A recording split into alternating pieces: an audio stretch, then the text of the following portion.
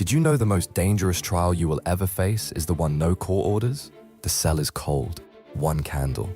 The scroll they hand him is thick with accusations, each line describing a man of cruelty, of cowardice, of quiet dishonesty. He almost laughs. He did none of this. But then he reads slower. A man who ignores the suffering he could stop. A man who tells small lies to protect his comfort. A man who lets anger guide his silence instead of wisdom. He sets the scroll down.